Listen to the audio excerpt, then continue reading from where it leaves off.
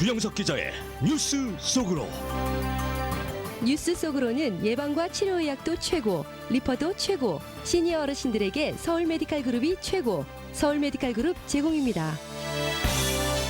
연방 상원에서 열리고 있는 도널드 트럼프 대통령에 대한 탄핵 심리가 어제부터 하원 탄핵 소추 위원들과 트럼프 대통령 변호인단에 대해서 연방 상원 의원들이 질문을 하고 대답을 듣는 이른바 Q&A, Question and Answer 단계에 들어갔습니다.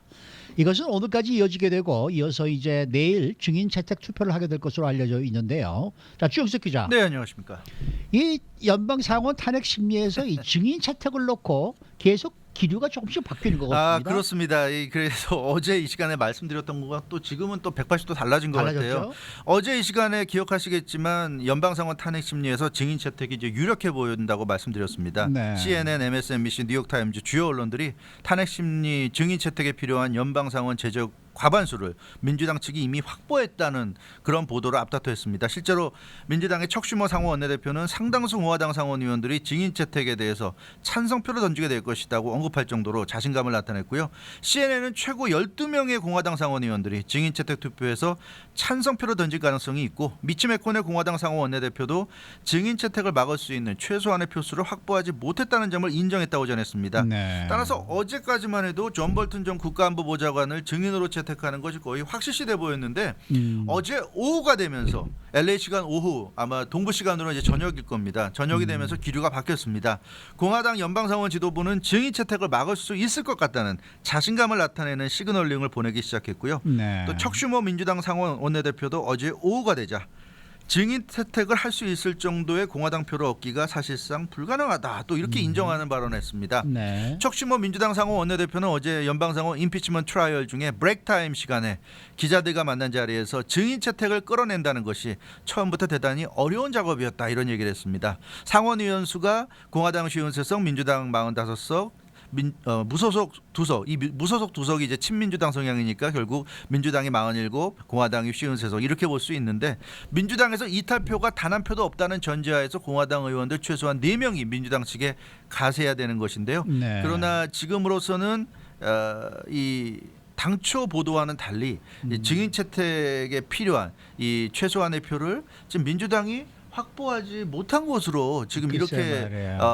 나오고 있어서 지금 아주 흥미로운 상황입니다. 그래서 지금 언론 보도도 왔다 갔다 하고 있기 때문에 네. 그만큼 아마 민주당 공화당 의원들의 생각도 지금 왔다 갔다 하는 건 아닌가. 그래서 지금 이 불과 24시간도 안 돼서 증인 채택 가능성이 유력하다 해서 어려워졌다. 뭐 이런 쪽으로 지금 완전히 뒤바뀐 그런 상황입니다. 그 사람 일을 한치 앞을 모른다고 저희가 그렇게 얘기를 하는데 네. 어제 이 시간만 해도 정말 증인 채택이 유력하다 그렇죠. 이런 말씀을 네. 전해드렸는데 도대체 이 하루 사이에 만 하루 사이에 어떤 일이 발생을 했기 때문에 네. 이렇게 번복이 된 겁니까? 이게 공화당과 민주당에서 상황 변화가 좀 있었던 것으로 보이는데 일단 도널드 트럼프 대통령의 존 볼튼에 대한 파상 공세가 좀 영향을 미친 것으로 보입니다. 이 트럼프 대통령은 존 볼튼이 배은망덕한 그런 이 인간이다 이렇게 이제 공격을 퍼붓는데 트럼프 대통령은 극우 인사로 분류돼 가지고 이 존 볼튼이 유엔 주재 미국 대사로 일할 때도 제대로 일도 못했는데 그러면서 이제 완전히 워싱턴 정치권으로부터 외면받고 무시당하던 그런 사람이었다 이렇게 비난했어요. 그건 또 사실이죠. 예. 사실 그랬었어요. 네, 그러면서 트럼프 대통령은 존 볼튼이 자신에게 상원의 인준청문회가 필요 없는 잡을 달라고 부탁해서 존 볼튼도 자기도 상원 인준청문회가 필요한 잡은 통과되기 어렵다는 걸 알기 때문에 상원 인준청문회가 필요 없는 잡을 달라고 부탁해서 수많은 사람들이 존 볼튼은 기용해서는 안 된다고 했음에도 불구하고 상원 인준청문회가 필요 없는 국가안보보좌관직을 줬다. 거기에 임명시켰다 이렇게 얘기하고 있습니다. 그래서 트럼프 대통령은 존 볼튼이 열심히 일을 할 것을 기대했는데 그럼에도 불구하고 TV에서 리비아 모델 운운하면서 북한과의 비핵화 협상을 제대로 망쳐버리는가 하면 계속 잘못된 판단을 하면서 일을 망쳐버렸기 때문에 결국 파이어했다 이런 얘기를 하고 있습니다. 그러면서 어제도 말씀하셨다시피 존 볼튼이 계속 이 자리에 있었다면 6차 대전이 일어났을 것이다. 그 얘기는 지금 사실 세계적으로 2차 대전밖에 없었잖아요. 네. 그러니까 존 볼튼이 계속 그 자리에 있었고 막 존 볼턴이 마음대로 하게 놔뒀다면 4번의 전쟁이 더 일어났을 거다 이런 얘기예요. 그래서 북한을 비롯해서 세계 여기저기서 전쟁을 일으켰을 전쟁광이다 이렇게 맹비난했는데 이 같은 트럼프 대통령의 강력한 존 볼턴에 대한 공격 또 이를 발판으로 해서 미치 매코넬 공화당 상원 원내대표가 적극적으로 나서서 공화당 일부 의원들의 증인 채택에 찬성표를 던질 가능성을 차단하는데 좀 성공한 것으로 보여집니다. 척 슈머 민주당 상원 원내대표도 이 대통령과 미치 매코넬이 공화당에서 증인 채택에 찬성표를 던질 가능성이 있는 일부 모더레이트한 그 공화당 의원들에게 휴지 프레셔를 가했다 이런 얘기를 했어요. 그래서 아마 상당한 압박이 가해진 것으로 보여지고 있고 어찌됐건 그래서 분위기가 달라진 것 같습니다. 척 슈머 민주당 상원 원내대표도 분위기가 달라졌다는 걸 지금 인정을 했어요. 그리고 여기에는 공화당뿐만 아니라 민주당 측의 사정도 지금 한 몫을 한 것으로 보입니다. 네, 2월 네. 3일 다음 주 월요일입니다. 이제 며칠 남지도 않았어요. 다음 주 네. 월요일 날 아이오와 코커스가 이제 열립니다. 첫 번째 민주당 대선 경선 투표인데 공화당 경선 주자들 가운데 선두 주자인 버니 샌더스 상원의원을 비롯해서 엘리자베스 워런 상원의원, 에이미 클로버셔 상원의원 그리고 지금 후발 주자이기 때문에 지금 뒤처진 주자이기 때문에 우리가 언급은 안 하지만 마이클 베넷 상원의원까지 베넷. 네. 네 명의 후보들이 지금 민주당 대선 경선 후보들입니다. 근데 지금 탄핵 심리에 발이 묶여 있거든요. 그렇죠. 뭐 어차피 탄핵은 제적의원 3분의 2 이상의 찬성이 있어야 되기 때문에 현실적으로 좀 불가능한데도 불구하고 탄핵 심리에 발이 묶이게 되는 것은 민주당 대선 주자들 입장에서는 굉장히 불합리한 상황입니다. 불합리하죠. 예.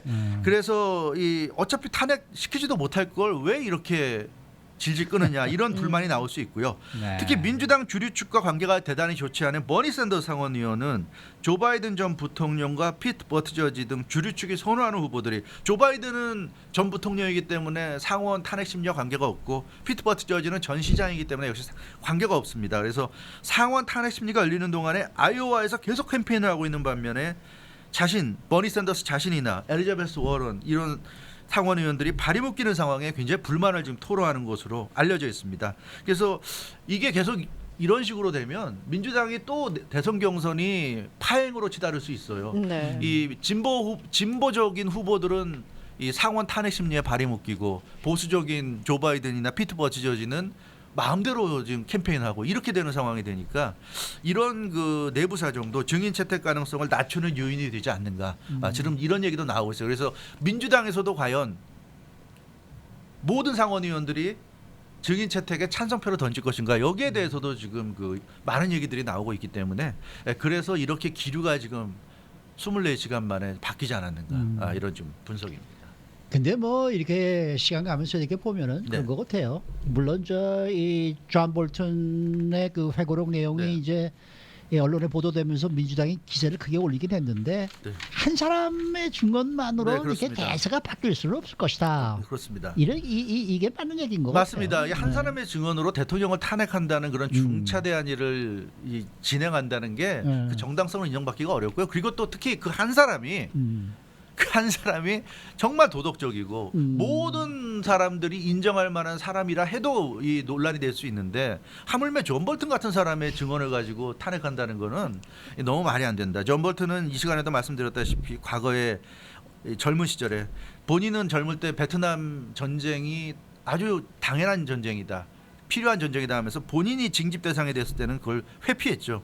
메릴랜드 지역의 내셔널 가드로 전격 입대하면서 많은 미국 젊은이들이 베트남 전쟁에 가야 한다는 식으로 얘기하면서 본인이 베트남 전쟁에 끌려가는 상황에서는 그걸 징집 회피를 해버렸습니다. 그래서 이 사람은 이미 도덕적으로 이미 이 사람은 그 약점이 많은 사람이고 인정을 받지 못하는 사람이에요. 그래서 이 사람은 입만 열면 강경한 북한에 대해서도 강경한 발언, 중동에서도 강경한 발언하지만 본인이 전쟁에 나갈 수 있는 상황에서는 회피해버린 그런 인물이기 때문에 이 사람의 발언에 무게가 실릴 수가 없는 게 본인은 전쟁에 이 사람이 그 예일대 졸업 25주년 논문에서 그런 얘기까지 했어요. 군대 회피 논란, 젊었을 때 논란에 대해서 나는 동남아시아 논밭에서 죽고 싶지 않았다. 이런 얘기를 한 사람이에요.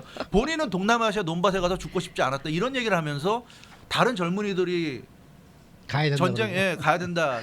전쟁이 벌어져서 죽어도 할 수 없다. 이런 식의 발언하니까 이런 사람이 하는 말을 누가 귀담아 듣겠습니까? 그러니까 이 사람은 이미 도덕적으로는 파탄난 사람이고요.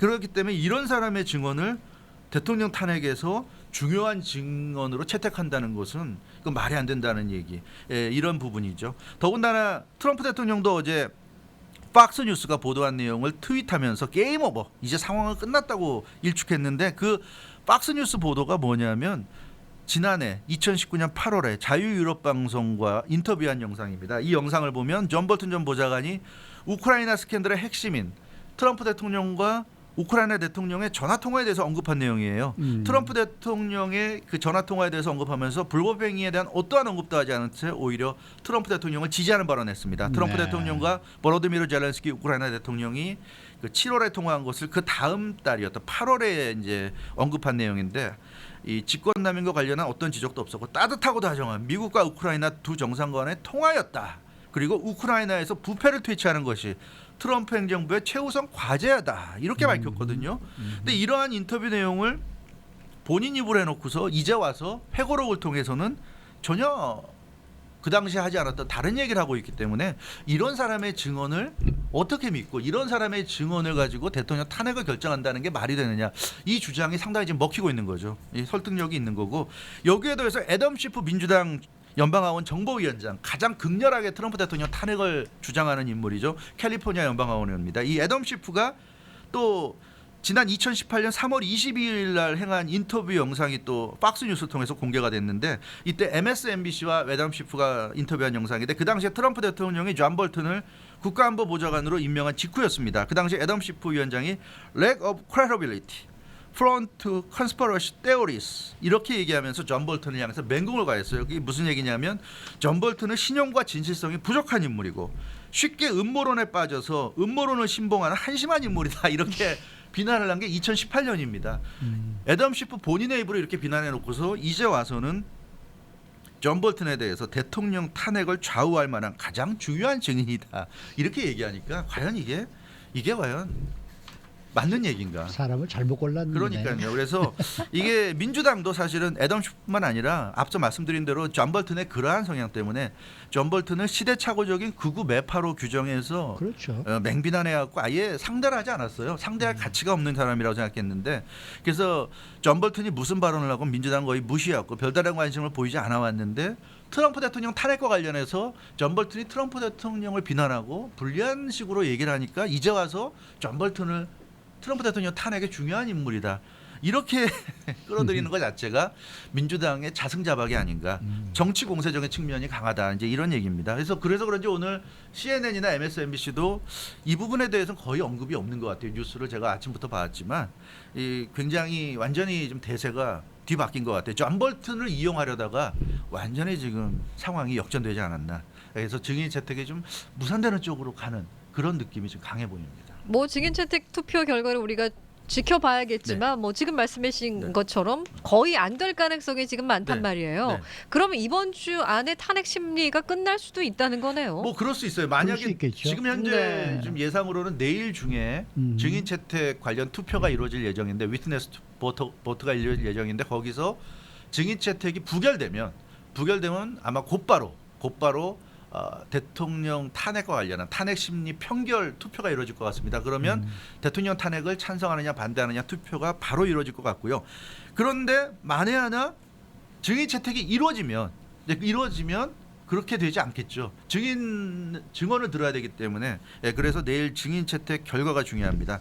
그런데 지금 오늘 아침에 또 MSNBC나 CNN이 또 새롭게 나오는 얘기를 보면 증인 채택이 무산되는 것 같다 하다가 가장 최근에 나온 걸 보면 50대 50 타이가 될 것 같다. 그러니까 네, 이렇게 나오더라고요. 그러니까 미트 롬니와 수전 콜린스 그리고 리사 머커스키 가장 이 증인 채택 찬성표로 던질 가능성이 높은 3명의 모더레이트한 의원들이 아마 찬성표로 던질 거다. 그러면 50대 50이 될 거다. 이런 얘기인데 이제 그렇게 되면 어떻게 되느냐? 타이가 되는데. 그러니까 민주당은 그렇게 되면은 존 로버츠 대법원장이 지금 이 탄핵 심리를 진행하고 있는데 50대 50이 되면 존 로버츠 대법원장이 캐스팅 보트를 해서 결정을 그렇죠. 해야 된다. 이런 얘기예요. 이게 민주당의 주장입니다. 그런데 공화당은 무슨 소리냐? 헛소리다. 이런 얘기예요. 그게 무슨 얘기냐면 민주당과 공화당이 탄핵 심리가 들어가기 전에 절차에 대해서 논의했는데 타이가 됐을 때 어떻게 했다는 걸 결정하지 않았습니다. 근데 공화당 얘기는 그걸 왜 결정 안 했냐면 제적 의견 과반수라고 그랬는데 과반수라는 것은 과반수 이상이라는 의미예요. 그래서 우리가 과반수 이상이라는 말을 하면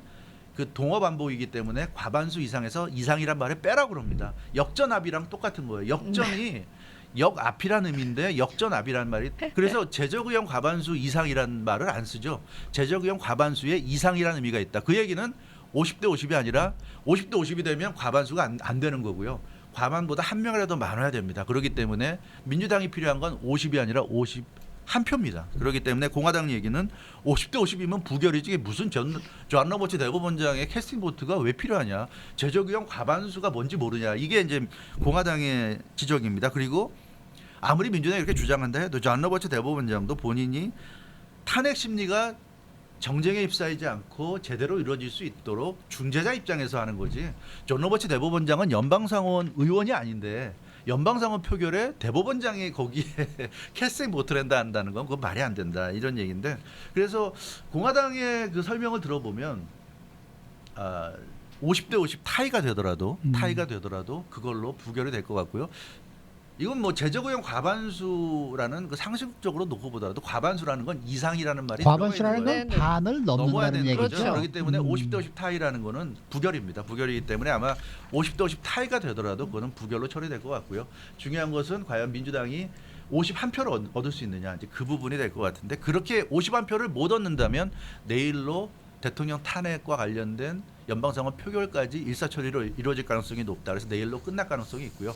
만에 하나 증인 채택이 이루어진다면 그렇다면 이제 2월까지로 넘어갈 것 같은데 뭐 아마 이변이 없는 한 내일로 이 탄핵 정국이 끝나지 않을까 그런 예상을 해보게 됩니다. 이 트럼프 대통령 탄핵 심리는 좀 막판이 되니까 좀 재밌어지네요. 재밌어지죠. 그렇죠? 네, 그렇습니다. 처음에는 영 이 관심거리가 없더니 네. 점점 얘기가 재밌게 그래서 돌아가요. 내일 증인 채택이 이루어지면 더 재밌어질 게 조 바이든 전 부통령과 헌터 바이든 그 아들까지 증인 글쎄 채택될 말이에요. 가능성이 높고요. 네. 최소한 조 바이든 전 부통령은 아니래도 헌터 바이든은 거의 헌터 바이든은 뭐 충분히 100% 나와야 들어갈 것 되니까. 같고, 예, 그렇기 때문에 굉장히 드라마가 더 재밌어질 것 같은데요. 하여튼 여러분들 어떻게 걸 기대하시기 바랍니다.